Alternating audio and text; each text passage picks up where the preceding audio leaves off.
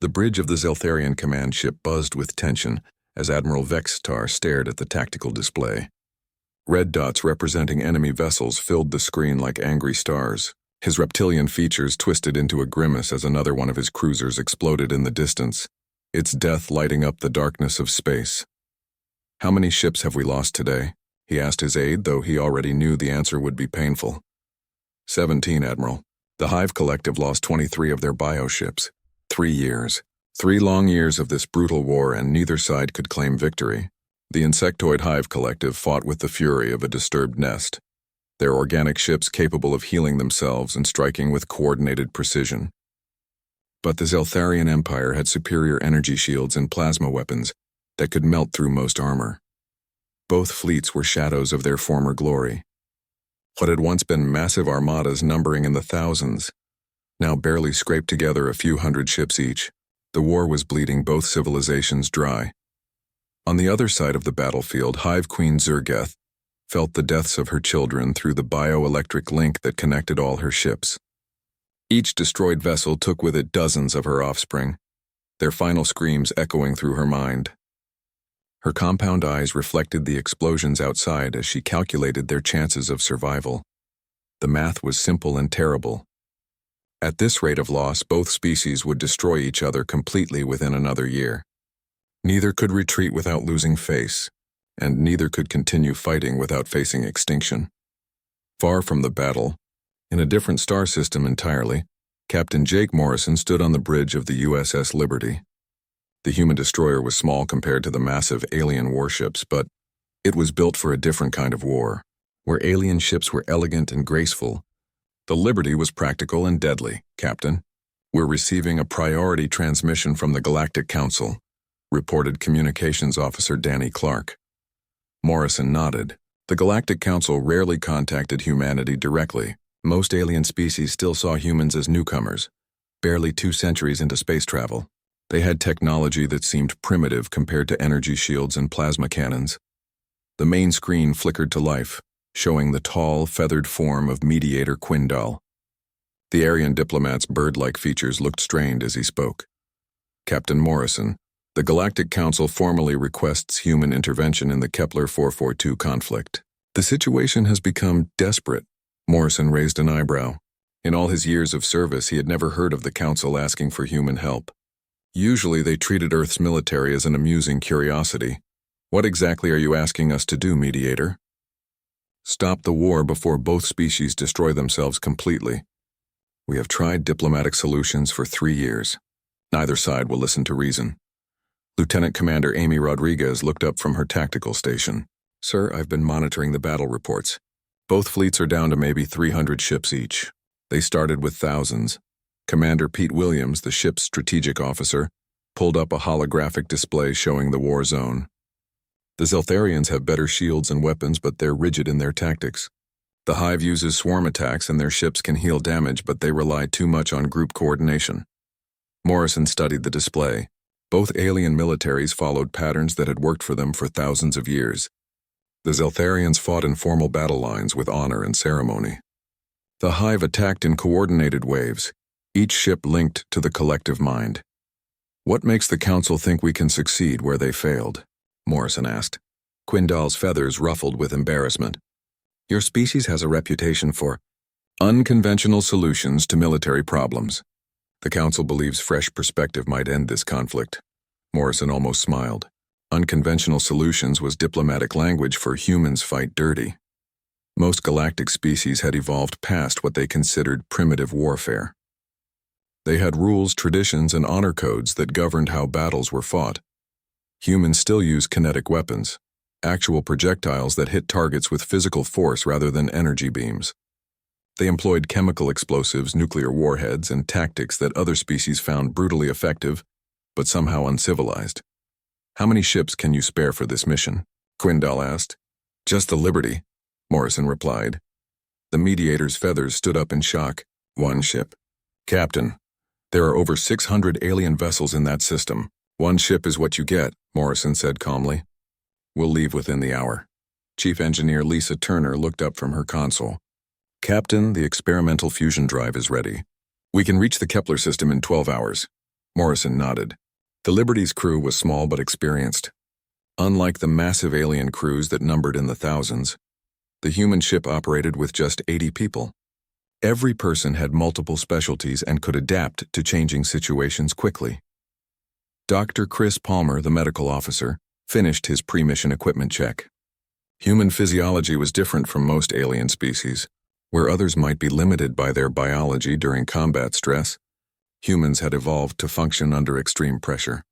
All stations report ready. Captain, reported his executive officer. Morrison looked around the bridge at his crew. They knew they were heading into impossible odds, but none of them showed fear. This was what humans did. They found solutions where others saw only problems. Set course for Kepler 442, he ordered. Maximum speed.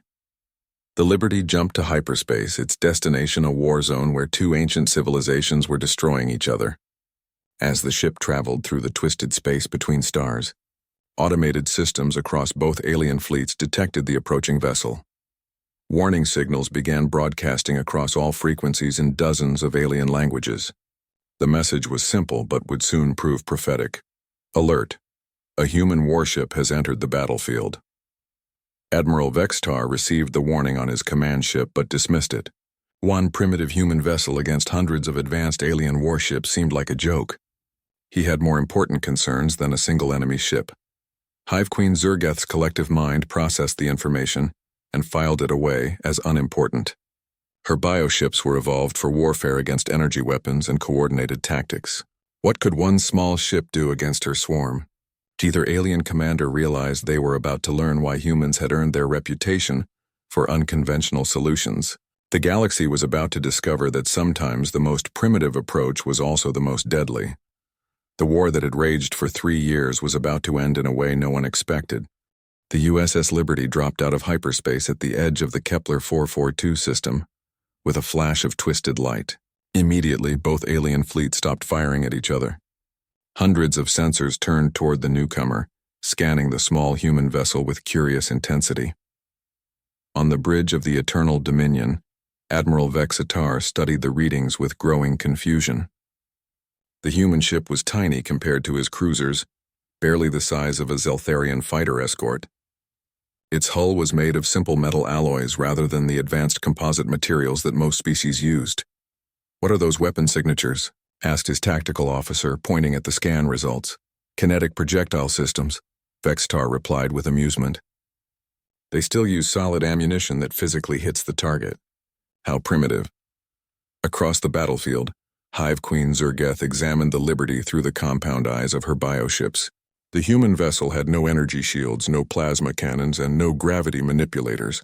Its weapons were simple tubes that fired metal objects through space. Her collective consciousness buzzed with what passed for laughter among her species. This was the great human military that had earned such a strange reputation? They looked like they were still fighting with stone tools. Captain Morrison stood calmly on the Liberty's bridge as both alien fleets focused their attention on his ship.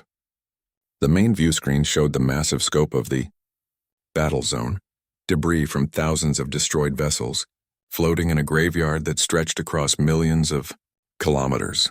"Communications are coming in from both fleets." "Sir," reported Danny Clark. "They're demanding that we leave immediately. Put the Zeltharian Admiral through first." Admiral Vextar's reptilian face appeared on the screen, his yellow eyes filled with condescending amusement. "Human Captain, you are entering a war zone between advanced civilizations. This conflict requires sophisticated weapons and tactics beyond your species' current capabilities. Withdraw immediately for your own safety." Morrison's expression remained neutral. "Thank you for your concern, Admiral. We're here on Galactic Council authority to mediate this conflict."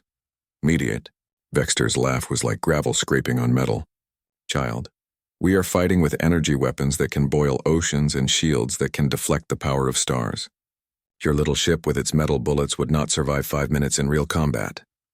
Before Morrison could respond, the Hive Queen's bioelectric voice crackled through the speakers. The universal translator struggled to convert her alien thoughts into human language. "Tiny flesh creatures in metal shell. Your primitive tools cannot harm our living ships. We regenerate from energy damage. We coordinate with perfect unity. Your chaotic individual thinking is weakness." Morrison looked around at his crew. Lieutenant Commander Amy Rodriguez was running tactical analysis on both fleets. Her screens showed detailed breakdowns of alien ship types, weapon capabilities, and defensive systems. "Sir," she reported quietly, "both fleets are using energy-based weapons exclusively. Plasma cannons, particle beams, ion charges. Their shields are designed to deflect or absorb directed energy attacks." Commander Pete Williams nodded from his strategic station. "Classic mistake. They've been fighting each other for so long they've optimized their defenses against each other's weapons." Chief Engineer Lisa Turner looked up from her readings.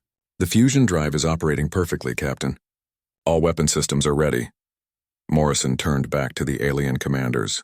"We appreciate your warnings, but will remain in the system. Please continue your battle. Don't mind us." Both alien leaders looked at each other through their respective screens with shared disbelief. The human actually planned to stay and watch them fight. Very well. If the primitive species wanted to observe real warfare, they would get an education. The two fleets resumed their battle with renewed intensity. Zeltharian cruisers fired concentrated plasma beams that lit up space like miniature suns. Hive bioships responded with bioelectric discharges that crackled between vessels like living lightning.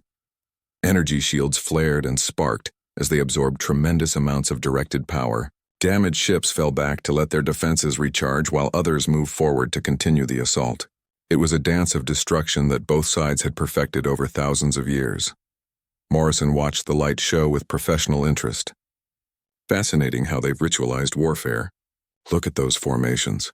Perfect battle lines, coordinated timing, predictable movement patterns. It's like they're following a rulebook," agreed Williams. "Honor-bound combat with established traditions." "Rodriguez, target the damaged Zeltharian cruiser on the left flank." "The one with the flickering shields, sir?" she asked, uncertainty in her voice. "You heard me. Main railgun. Full power." Rodriguez hesitated for a moment, then began targeting procedures. The Liberty's primary weapon was a magnetic acceleration cannon that used powerful electromagnets to fire tungsten slugs at tremendous speeds. It was primitive compared to energy weapons, but it hit targets with pure kinetic force. "Railgun charged and ready, sir." "Target locked. Fire." The Liberty shuddered slightly as the railgun discharged. There was no bright flash, no dramatic energy beam racing across space. Instead, a tungsten projectile no larger than a coffee cup accelerated to 15% of light speed in less than a second. The slug crossed the distance to the Zeltharian cruiser almost instantaneously. It struck the ship's energy shield at relativistic velocity and passed through it like the barrier didn't exist. Energy shields were designed to deflect or absorb directed energy attacks. They had no effect whatsoever on solid matter moving at such tremendous speed. The tungsten slug punched through the shield, through the ship's hull, through its interior compartments, and out the other side. The kinetic energy transfer was devastating. Everything the projectile touched simply vaporized. The cruiser's hull split apart like an overripe fruit, its internal structure reduced to expanding plasma. Secondary explosions tore through the remaining sections as the ship died in spectacular fashion. The battlefield fell silent. Both fleets stopped firing as they tried to process what had just happened. Their sensors had barely detected the incoming projectile. It was too small and too fast for their energy weapon-focused tracking systems to follow. Admiral Vextar stared at the expanding debris cloud, where his cruiser had been. What kind of weapon was that? Hive Queen Zurgith's collective mind buzzed with confusion. Her bioship's ability to regenerate from energy damage meant nothing against a weapon that caused such massive physical trauma. There was nothing left to regenerate. Morrison's voice came across all communication channels, calm and professional. "Gentlemen, ladies, collective consciousness. That was a standard kinetic projectile moving at approximately 45,000 kilometers per second. Your energy shields provide no protection against solid matter at relativistic speeds. The implications hit both alien commanders like physical blows. Their defensive technologies, perfected over millennia of energy weapon warfare, were completely useless against primitive kinetic attacks." Communications Officer Danny Clark intercepted frantic alien transmissions as both fleets tried to understand this new threat. Their greatest military minds were discovering that sometimes the simplest approach was also the most effective. The war was about to change in ways no one had imagined. The destruction of the Zeltharian cruiser sent shockwaves through both alien fleets. Admiral Vextar and Hive Queen Zurgeth quickly realized that their ancient enemy was no longer the most dangerous threat in the system. The small human ship had just demonstrated a weapon capability that made their energy shields worthless. All ships, target the human vessel, Vextar commanded. Concentrated plasma barrage. Swarm Formation 7, Zurgeth ordered her bioships. Eliminate the metal shell creatures. For the first time in 3 years of brutal warfare, both fleets stopped fighting each other and turned their combined firepower on a single target. Hundreds of plasma cannons and bioelectric weapons lit up space as they focused on the USS Liberty. Captain Morrison watched the incoming energy attacks with calm interest. Evasive maneuvers, Foster. Pattern Delta. Navigator Kelly Foster's hands flew over her controls. The Liberty suddenly broke from its steady course and began moving in ways that seemed impossible to alien minds. Unlike the predictable formations and honor-bound tactics of galactic warfare, the human ship moved randomly through 3 dimensions. Foster used debris fields as cover, changed velocity without warning, and executed turns that would have been considered unsporting in traditional alien combat. The Liberty twisted and dove through space like a living thing, making targeting nearly impossible. "Impressive flying," commented Commander Williams as he monitored alien weapon trajectories. "Their computer systems can't predict our movement patterns because we don't have any." Plasma beams seared past the Liberty's hull as Foster rolled the ship behind a cluster of asteroids. Bioelectric discharges crackled harmlessly against space debris as the human vessel used the battlefield's wreckage as a shield. Dr. Chris Palmer moved quickly through the ship, treating crew members who were suffering from the extreme acceleration forces. Unlike alien crews who were physically limited by their biology, humans had learned to function under tremendous stress. "Medical to bridge," Palmer reported. "Minor injuries from the G-forces, but everyone's stable. We can maintain these maneuvers." "Good," Morrison replied.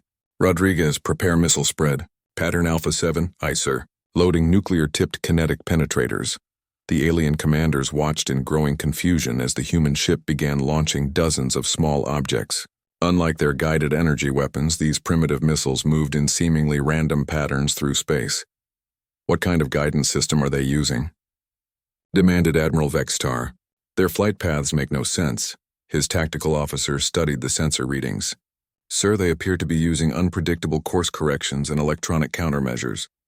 Our point defense systems can't lock onto them."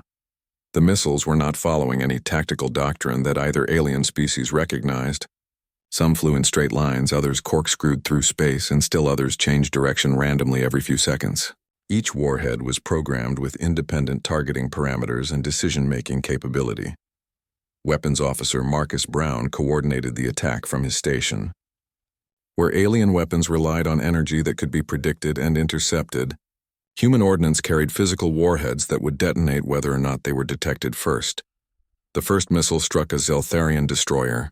The nuclear warhead detonated inside the ship's hull, and the kinetic penetrator punched through multiple compartments before the explosion vaporized everything around it. The destroyer simply ceased to exist, reduced to expanding plasma and debris. More missiles found their targets across both fleets. Unlike the elegant energy weapons that other species preferred, human ordnance was designed for one purpose: maximum destruction of the target. There were no warning shots, no attempts to disable rather than destroy. "They fight without honor," Zurgeth transmitted to Vextar. "No ritual challenges, no formal combat protocols. They fight to win," the Admiral replied grimly. "Something we may have forgotten in our thousands of years of civilized warfare." Supply Officer Janet Stone worked frantically to manage the Liberty's ammunition stores. Unlike energy weapons that drew power from reactors, kinetic weapons required physical ammunition. Every shot had to count. "Captain, we're down to 60% on railgun slugs and 40% on missile warheads," she reported. "I can manufacture more from salvaged materials, but it takes time." Morrison nodded. Human military doctrine emphasized efficiency and resource management. They couldn't afford to waste shots like species with unlimited energy weapons. The battle continued as alien ships fell one by one to human weapons. Security Chief Rick Santos monitored several alien vessels that were trying to surrender, their crews begging for mercy over communication channels. "Sir, 3 Hive bioships and 2 Zeltharian cruisers are requesting terms of surrender." Accept their surrenders, Morrison ordered. Prepare boarding parties for prisoner transfer. This confused the alien commanders even more. In their warfare, defeated enemies were either destroyed or enslaved. The concept of humane treatment of prisoners was foreign to both species. Communications specialist Tony Garcia worked to coordinate between the various alien vessels that were trying to understand what was happening. Their military protocols had no provisions for dealing with an enemy that followed completely different rules of engagement. As more ships were destroyed or surrendered, both alien fleets began to realize that their traditional approach to warfare was not just ineffective, it was suicidal against an enemy that fought without their restrictions. Chief Science Officer Dr. Helen Brooks opened communication channels to both fleet commanders. Admiral Queen Zurgeth, perhaps we should discuss terms for ending this conflict. Terms? Vextar's voice cracked with strain. You have destroyed 50 of our ships in less than an hour, and we can destroy 50 more in the next hour, Morrison replied calmly. Or we can negotiate a permanent ceasefire that saves both your species from extinction. The mathematics were brutal and clear. At their current rate of loss, both alien fleets would be completely destroyed within hours rather than months. The human ship had single-handedly accomplished what 3 years of warfare had failed to do. It had made victory impossible for either side. What do you want? Zurgeth asked, her collective consciousness reeling from the losses. An end to this war, Morrison said simply. Both species withdraw to neutral zones. No more attacks on each other. The Galactic Council mediates any future disputes. The alien commanders looked at their tactical displays. Their once mighty fleets were being systematically dismantled by a single human vessel using weapons they had considered primitive and obsolete. Pride and honor were luxuries they could no longer afford. Survival had become the only consideration that mattered. The age of ritualized galactic warfare was ending, and something much more dangerous was taking its place.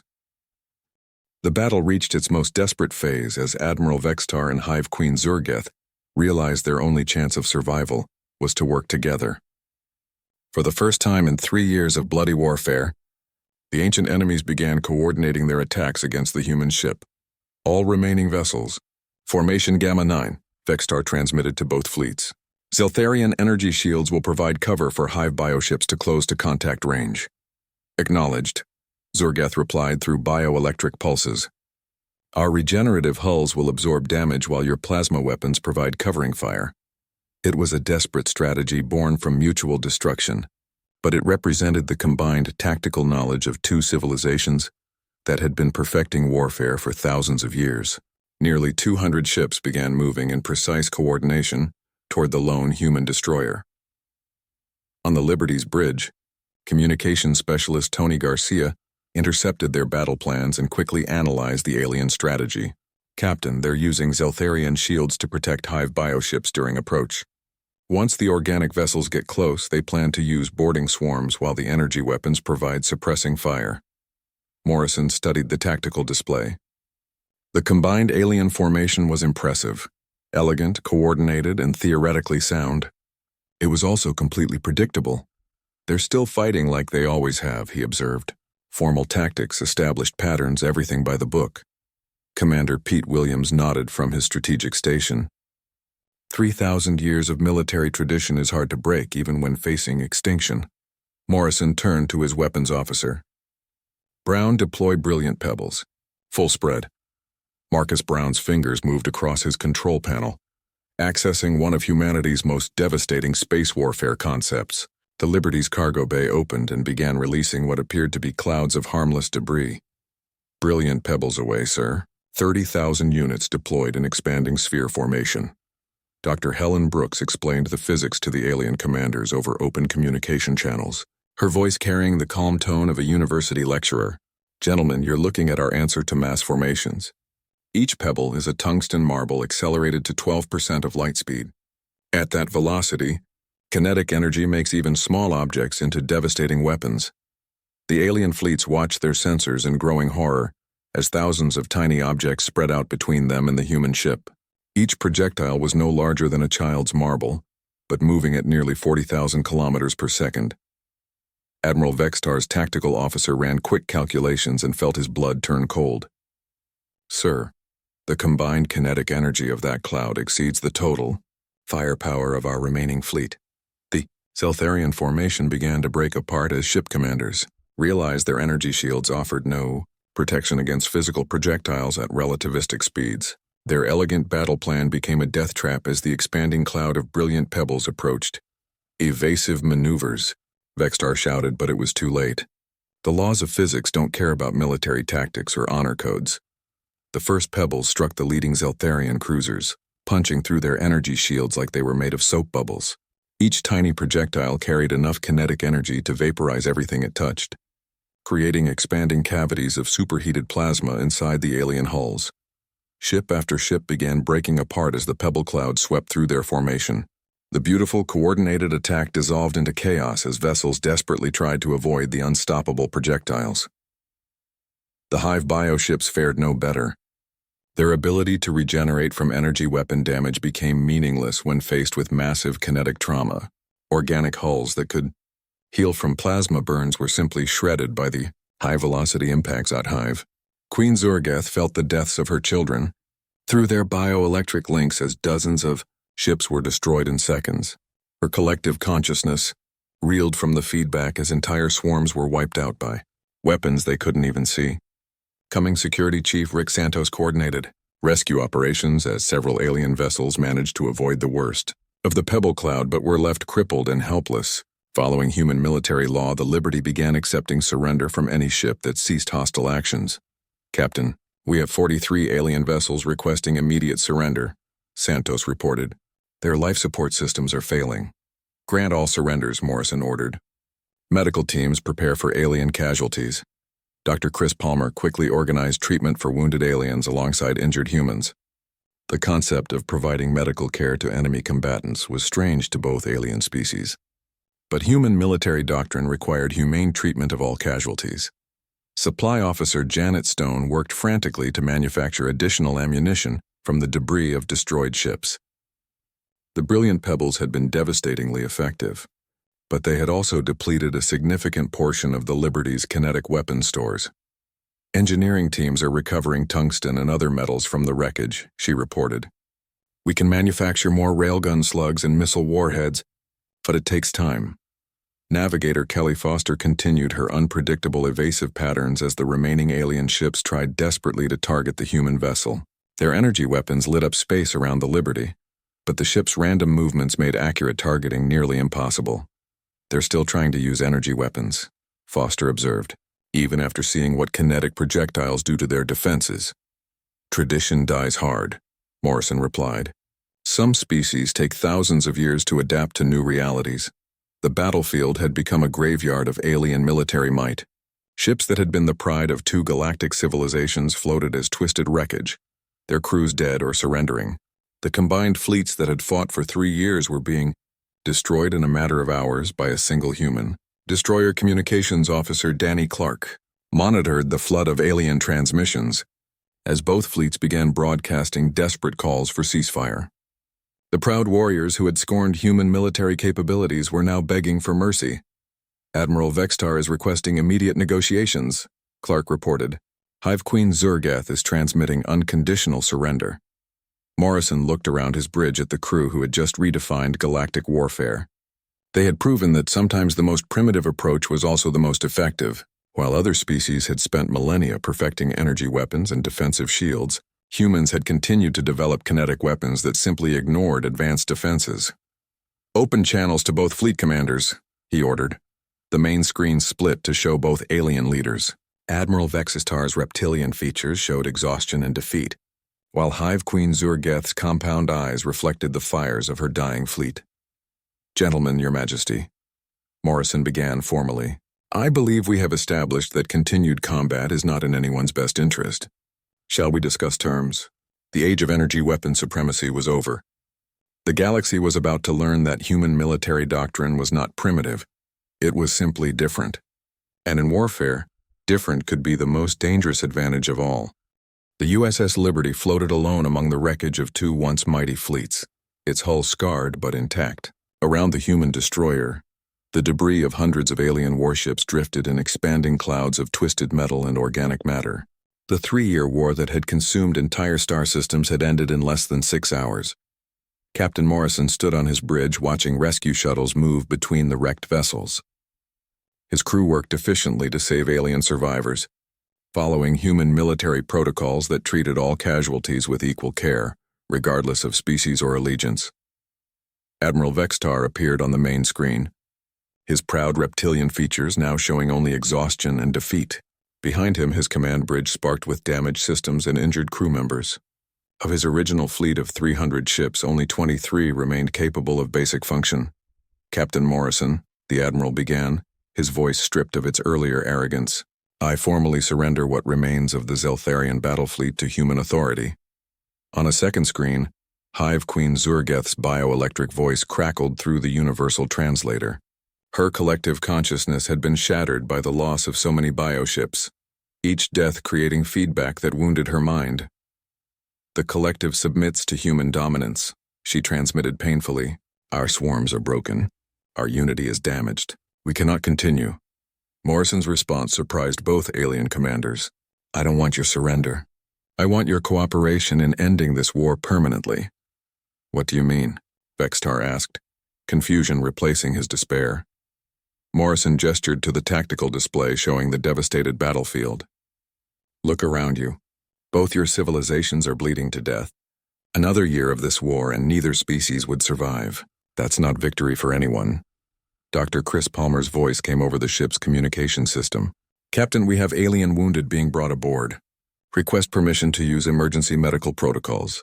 Permission granted. Treat all casualties according to Geneva Convention standards." The alien commanders didn't understand the reference, but they watched in amazement as human medical teams worked to save Zeltharian and Hive survivors with the same dedication they showed to their own wounded. Diplomatic Liaison Officer Grace Turner, who had remained silent during the battle, now stepped forward to take control of the situation. Her job was to turn military victory into lasting peace. "Admiral, Your Majesty," she began formally, "humanity proposes the following terms: immediate ceasefire between all forces, establishment of neutral zones between your territories, withdrawal of military forces to pre-war boundaries, and acceptance of human oversight for future disputes." Admiral Vextar's yellow eyes narrowed. "Oversight? You would make us subjects of your empire?" "Not subjects," Turner clarified. "Partners in a new galactic peace, but partners who understand that conflicts will be resolved through negotiation rather than warfare."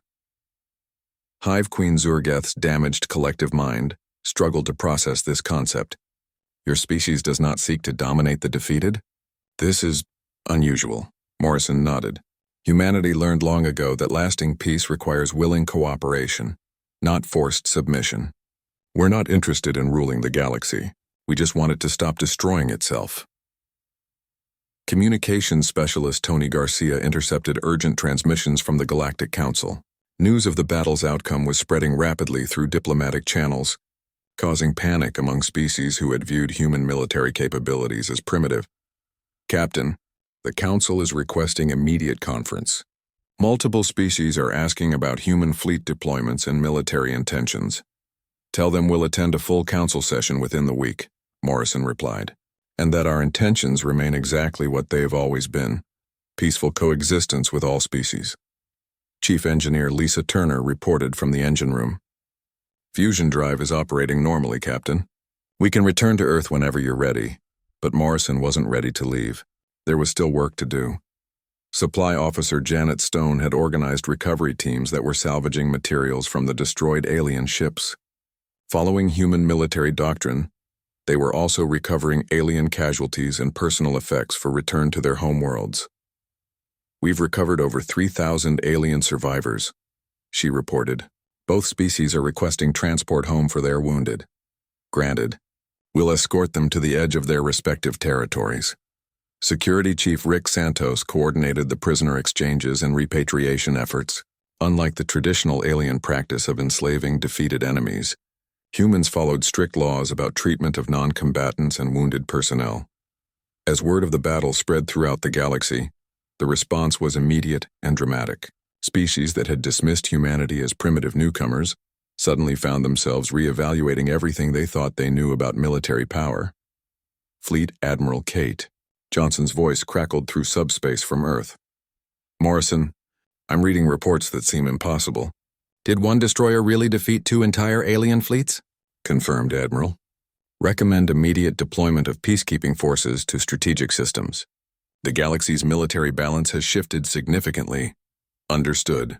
The entire human fleet is being mobilized. All 12 ships will be deployed within 48 hours. Morrison smiled slightly.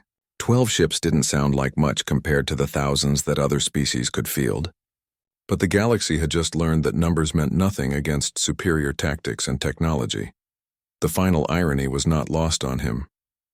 For centuries, alien species had looked down on human military technology as primitive and outdated.